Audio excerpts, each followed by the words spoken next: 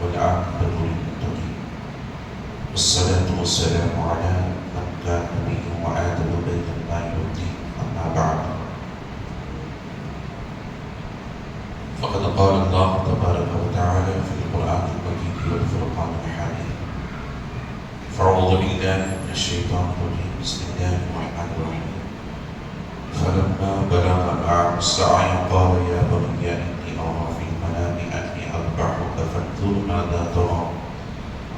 قال يا أبت افعل ما تؤمر ستجدني إن شاء الله من الصابرين. صدق الله ورسوله النبي الأمين القدير الكريم، ونحن على ذلك من الشاهدين والشاكرين، والحمد لله رب العالمين. من علينا ربنا إذ بعث محمدا، من علينا ربنا إذ بعث محمدا أيده بأيده أيدنا بأحمدا، أرسله مبشرا أرسله ممجدا، صلوا عليه دائما صلوا عليه سرمدا. اللهم صل وسلم صلاة كاملة وسلم صلاة دائمة. جو ہو ممدوح خود اپنے خدا کا، جو ہو ممدوح خود اپنے خدا کا، بھلا کوئی کرے اس کی ثنا کیا. انہیں میری حقیقت کا پتہ ہے، مجھے ان کی حقیقت کا پتہ کیا. ذرے ذرے سے نمایاں ہے مگر پنہا ہے، ذرے ذرے سے نمایاں ہے مگر پنہا ہے. میرے معبود تیری پردہ نشینی ہے عجیب، دور اتنا کہ تخیل کی رسائی ہے محال، اور قربت کا یہ آدم کے رگے جہاں سے قریب. ایک عرب نے آدمی کا بول بالا کر دیا، ایک عرب نے آدمی کا بول بالا کر دیا، خاک کے زنگوں کو ہمدوش سریا کر دیا. عہدانۂ سبل ختم رسول مولائے کل جسنی، عہدانۂ سبل ختم رسول مولائے کل جسنی. غبار راہ کو بخشی فروغ وادی سینہ، جو نہ تھے خود راہ پر اوروں کے ہادی بن گئے. کیا نظر تھی جس نے مردوں کو مسیحا کر دیا. عزیزان محترم، معزز سامعین کرام، نوجوان ساتھی، عزیز بچوں، السلام علیکم ورحمۃ اللہ وبرکاتہ. اللہ تبارک و تعالی عز و جل کا بے پایہ فضل و کرم ہے، اس نے ہم اور آپ اس کے پیارے حبیب دانائے غیوب صلی اللہ علیہ وسلم کی امت میں پیدا فرمایا. لاکھوں کروڑوں درود و سلام اس کے آخری پیارے رسول علیہ السلام کی مقدس ذات بابرکات پر، جن کی خالق اللہ رب العزت نے تمام کائنات کا وجود بخشا. میں نے قرآن مقدس کی اس آیت مبارکہ کی تلاوت کا شرف حاصل کیا ہے.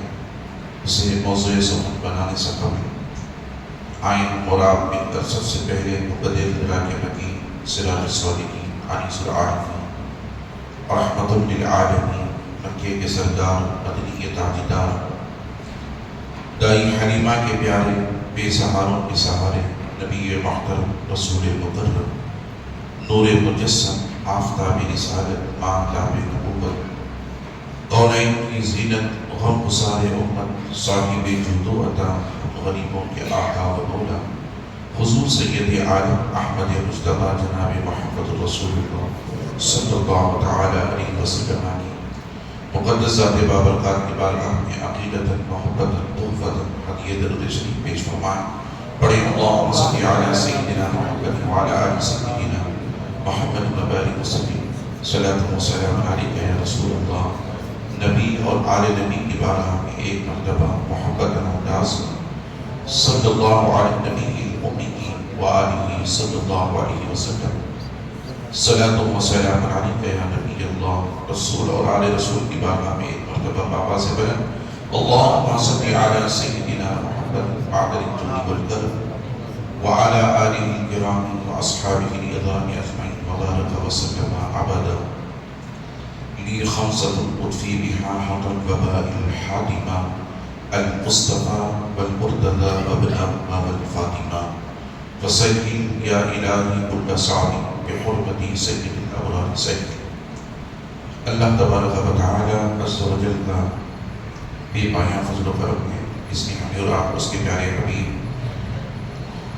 دانائے غیوب صلی اللہ علیہ وسلم کی امت میں پیدا فرما کر ہمیں عید الاضحیٰ جیسی عظیم الشان اور ایک بڑی عید عطا فرما کر ہمیں جس نے انہیں استطاعت دے رکھی ہے انہیں رب کی بارگاہ میں جانوروں کو قربان کرنے، اور جن کو اللہ رب العزت نے استطاعت دے رکھی ہے وہ اپنے گھروں سے چل کر اس کے گھر تک پہنچ کر اللہ رب العزت کی بارگاہ میں حاضری کا شرف حاصل کیا، اور اس نے ہمیں عطا فرمایا، اور ساتھ ہی ساتھ جو ہے حج کے ارکان کے ادا کرنے کا موقع فراہم فرمایا، اور بارگاہ نبوی صلی اللہ علیہ وسلم نے حاضری کا شرف عطا فرما کر آقا علیہ السلام کے فیوز و برکات سے جن کو رب نے مالا مال کرنا تھا ان کو مالا مال فرمایا، اور ہمیں جمعہ مبارکہ میں حاضر ہو کر اللہ رب العزت کی عظیم عبادت جمعہ کی عبادت ادا کرنے کا ہمیں موقع عطا فرمایا۔ عزیزان محترم، میں نے پوری ترجمہ اور پیوستہ جمعہ بھی اسی آیت مبارکہ کی تلاوت کا شرف حاصل کیا تھا، جسے آج میں آپ حضرات کے سامنے تلاوت کا شرف حاصل کیا ہے۔ اس کے تعلق سے اللہ رب العزت نے فرمایا فَلَمَّا بَلَغَ مَعَهُ السَّعْيَ قَالَ يَا بُنَيَّ إِنِّي أَرَىٰ فِي الْمَنَامِ أَنِّي أَذْبَحُكَ فَانظُرْ مَاذَا تَرَىٰ۔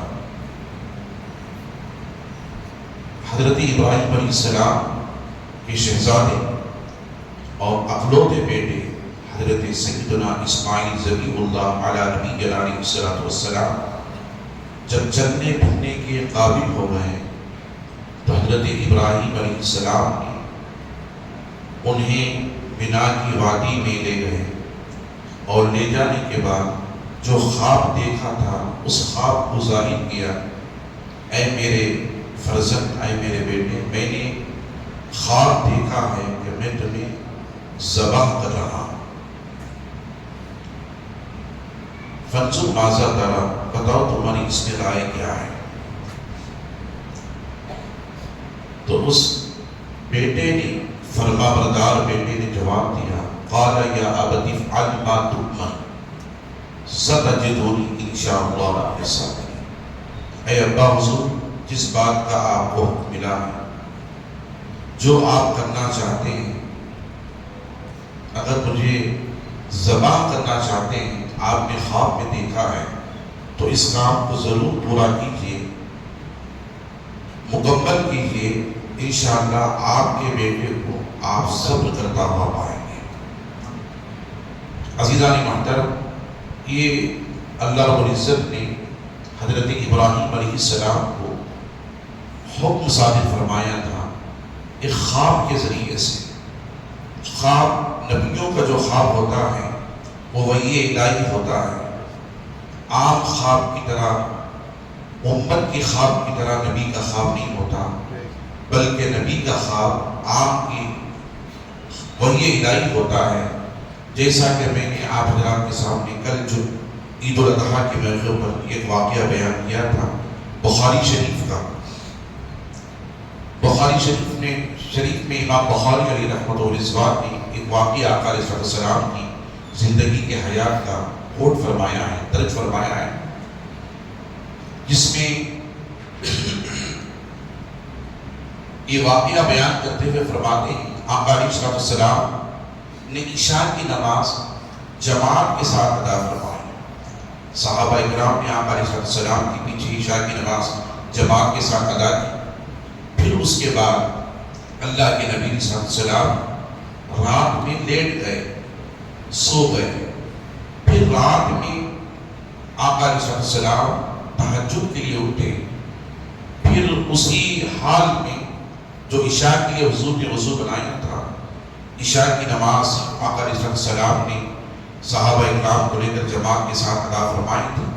اسی وضو کے ساتھ حضور نے عشاء کی نماز کے بعد سو گئے تھے، پھر اس کے بعد اسی وضو کے ساتھ اٹھے، پھر آپ تہجد کی نماز ادا فرمائے۔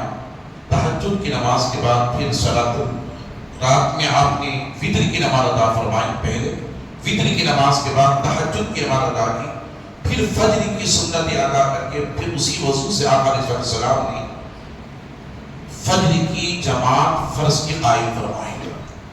حضرت بلال حبشی رضی اللہ تعالیٰ عنہ نے عرض کیا یا رسول اللہ صلی اللہ علیہ وسلم، آپ رات میں عشاء کی نماز پڑھ کر سو گئے تھے اور شاید ہو سکتا ہے کہ یا رسول اللہ آپ کو یاد ہو یا نہ ہو، یا نہیں تو نیند کی حالت میں دوبارہ وضو کا بنانا کے ثابت ہو چکا ہے۔ تو آقا علیہ السلام نے حضرت بلال حبشی رضی اللہ تعالیٰ عنہ سے فرمایا، اے بلال، تم نے جو سوال کیا ہے، میں رات میں عشاء کی نماز پڑھا کر سو گیا، پھر اسی حال میں اٹھ کر کے میں نے وتر کی نماز ادا کی، پھر تہجد کی نماز ادا کی، پھر سنت کے بعد میں نے فرض کی جماعت قائم کی۔ یاد رکھ لیں، یہ جو تم نے مجھ سے سوال کیا ہے، جیسے تم سوتے ہو، امت سوتی ہے، ایسے انبیاء کا سونا نہیں ہوتا، بلکہ انبیاء کی نیند ان کے آنکھوں تک محدود ہوتی ہے۔ انبیاء کی نیند ان کے آنکھوں تک محدود ہوتی ہے۔ نبی جب سوتا ہے اس کی آنکھیں بند ہوتی ہیں، دل جاگتا رہتا ہے، دل جاگتا رہتا ہے۔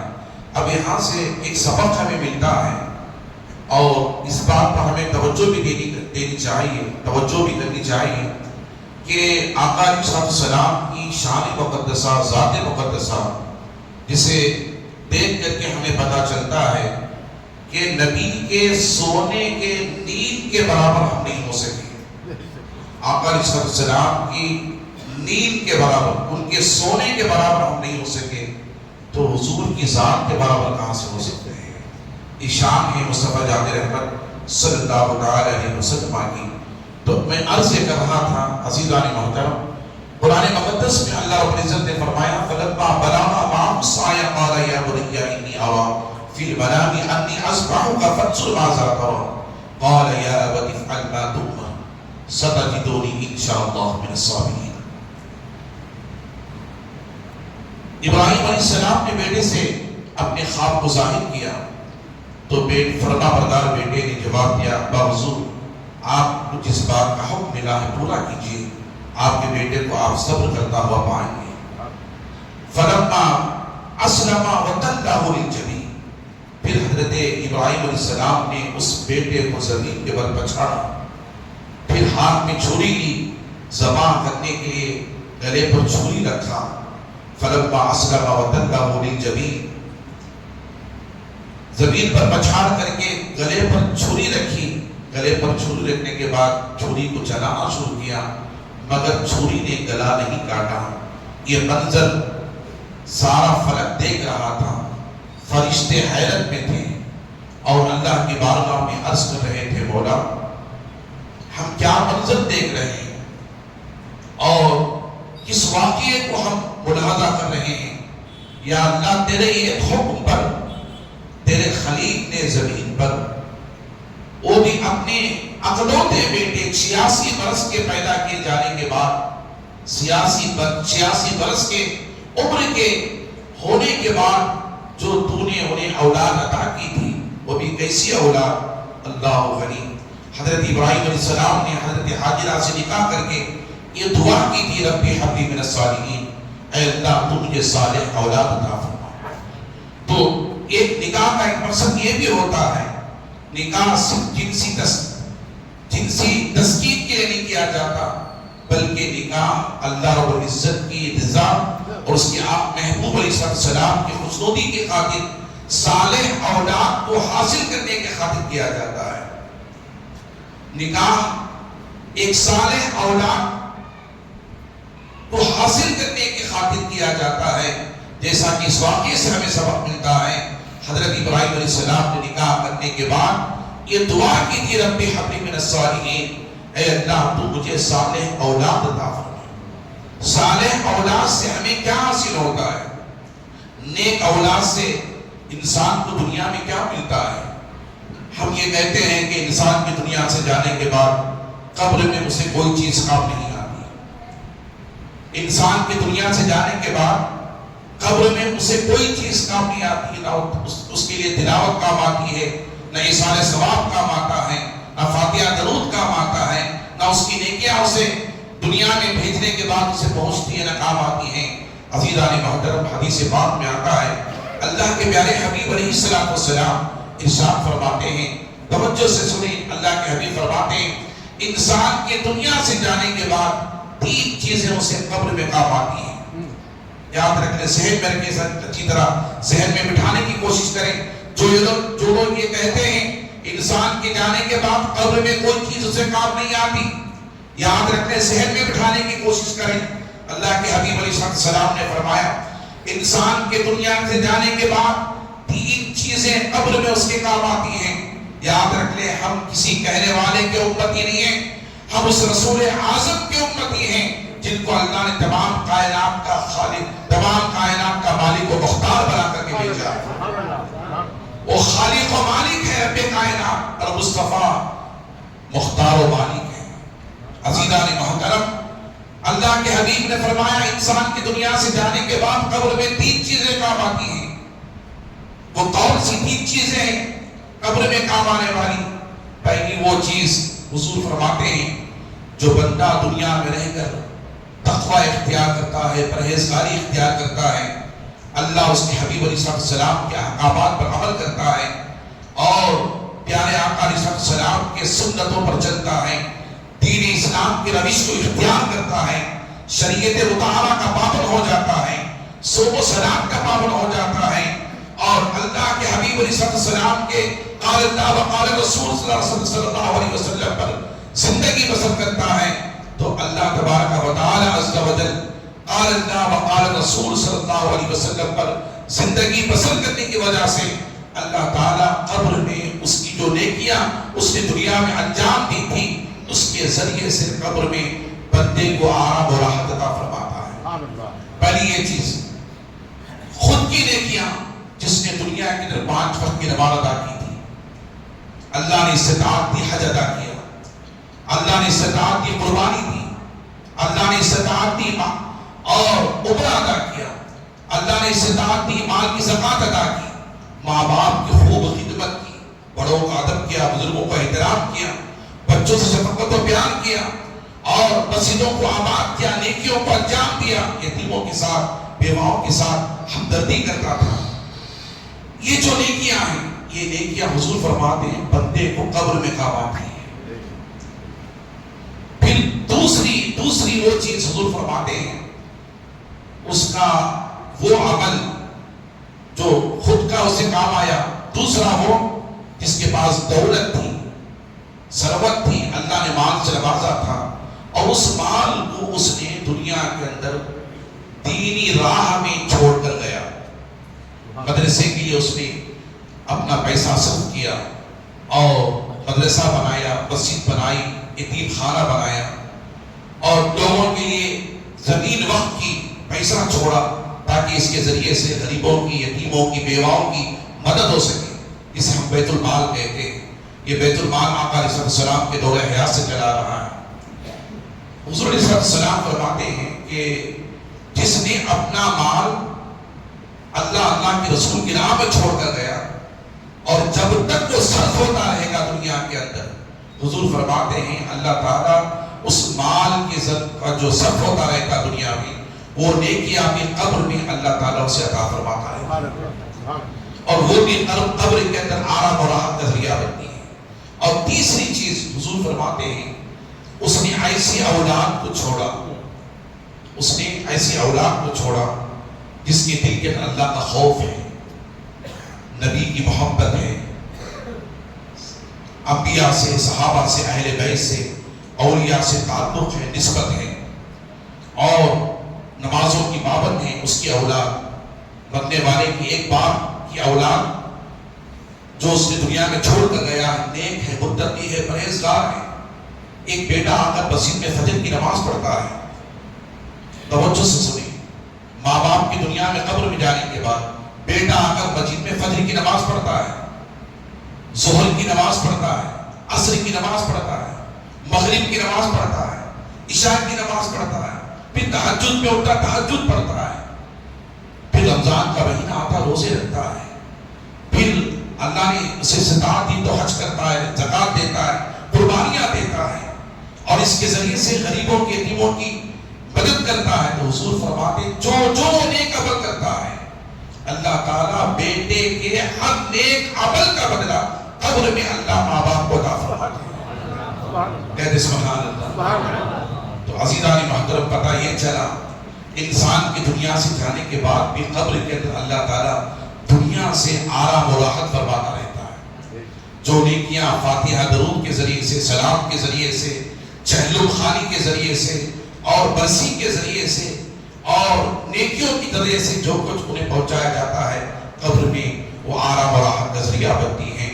لہذا ہمارے درمیان ایک آل رسول سید زادے، وہ بھی ہمارے ملک کے عظیم خانخواہ اشرفیہ کچوچا شریف سے تعلق رکھنے والے حضور شیخ الاسلام کے نواسے قاضی دورہ حضرت علامہ شاہ سید محمد قاسم اشرف صاحب قبلہ اشرفی جیلانی عرف بابا صاحب تشریف لائیں ہمارے درمیان اور آپ کے درمیان تشریف فرمائیں۔ ایک حدیث پاک پڑھ کر کے میں بات کو ختم کر دوں گا۔ نبی کی آل کیا ہوتی ہے؟ حضور کے زبانی سنی، آقا فرماتے ہیں من مات حب آل محمد صلی اللہ علیہ وسلم مات مؤمنا۔